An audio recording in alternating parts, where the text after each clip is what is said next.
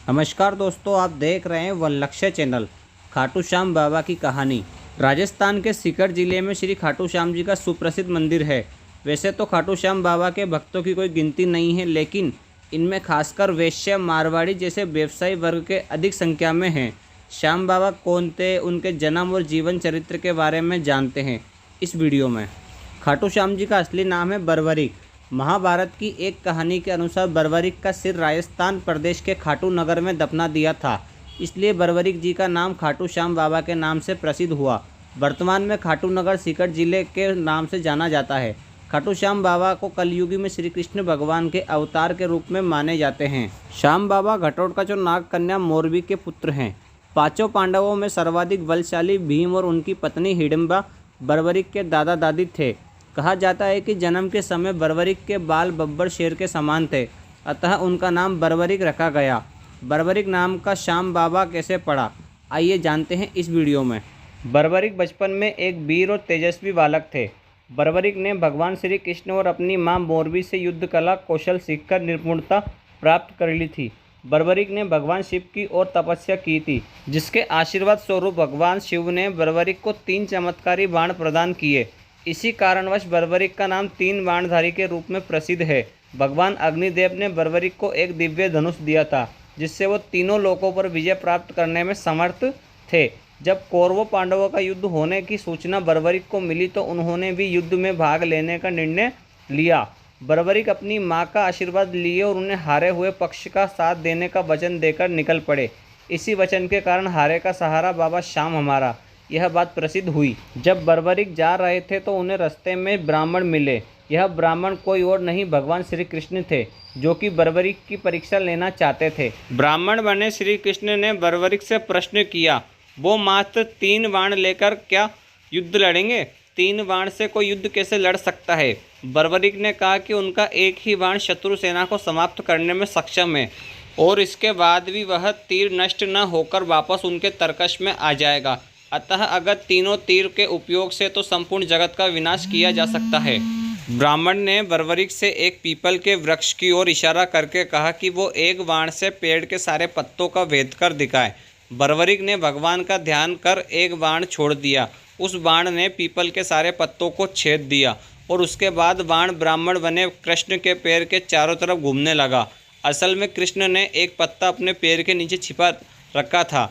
बर्बरीक समझ गए कि तीर उसी पत्ते को भेदने के लिए ब्राह्मण के पैर के चक्कर लगा रहा है। बर्बरीक बोले, हे ब्राह्मण, अपना पैर हटा लो, नहीं तो ये आपके पैर को भेद देगा। श्री कृष्ण ने बर्बरीक के पराक्रम से प्रसन्न हुए। उन्होंने पूछा कि बर्बरीक किस पक्ष की तरफ से युद्ध करेंगे। बर्बरीक बोले कि उन्होंने लड़ने के लिए कोई पक्ष निर्धारित नहीं किया, वो तो बस अपने वचन अनुसार हारे हुए पक्ष की ओर से लड़ेंगे। श्री कृष्ण ने सुनकर विचार मग्न हो गए, क्योंकि बर्बरीक के इस वचन के बारे में कौरव जानते थे।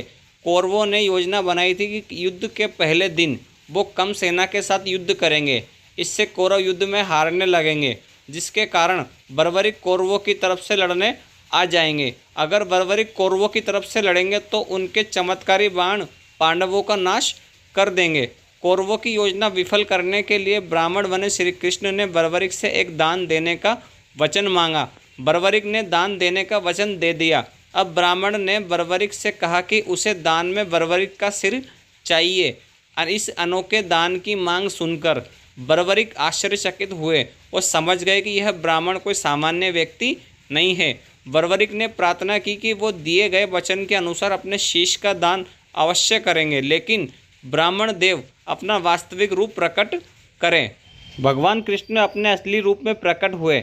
बर्बरीक बोले कि हे देव, मैं अपना शीश देने के लिए वचनबद्ध हूँ, लेकिन मेरी युद्ध अपनी आंखों से देखने की इच्छा है। श्री कृष्ण बर्बरीक की वचनबद्धता से प्रसन्न होकर उसकी इच्छा पूरी करने का आशीर्वाद दिया। बर्बरीक ने अपना शीश काटकर कृष्ण को दे दिया। श्री कृष्ण ने बर्बरीक के सिर को 14 देवियों के द्वारा अमृत से सींचकर युद्ध भूमि के पास एक पहाड़ी पर स्थित कर दिया, जहाँ से बर्बरीक युद्ध का दृश्य देख सके। इसके पश्चात कृष्ण ने बर्बरीक के धड़ का शास्त्रोक्त विधि से अंतिम संस्कार कर दिया। महाभारत का महान युद्ध समाप्त हुआ और पांडव विजय हुए। विजय के बाद पांडवों में यह बहस होने लगी कि इस विजय का श्रेय किस योद्धा को जाता है। श्री कृष्ण ने कहा कि चूंकि बर्बरिक इस युद्ध के साक्षी रहे हैं, अतः इस प्रश्न का उत्तर उन्हीं से जानना चाहिए। तब परमवीर बर्बरिक ने कहा कि इस युद्ध का विजय श्रेय एकमात्र श्री कृष्ण को जाता है, क्योंकि यह सब कुछ श्री कृष्ण की उत्कृष्ट युद्ध नीति के कारण ही संभव हुआ।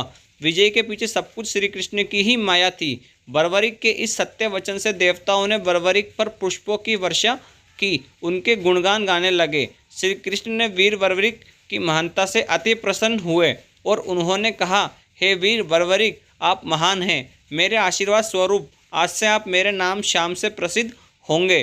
कलयुग में आप कृष्ण अवतार रूप में पूजे जाएंगे और अपने भक्तों के मनोरथ पूर्ण करेंगे। भगवान श्री कृष्ण का वचन सिद्ध हुआ और आज हम देखते भी हैं कि भगवान श्री खाटू श्याम बाबा अपने भक्तों पर निरंतर अपनी कृपा बनाए रखते हैं। बाबा श्याम अपने वचन अनुसार हारे का सहारा बनते हैं।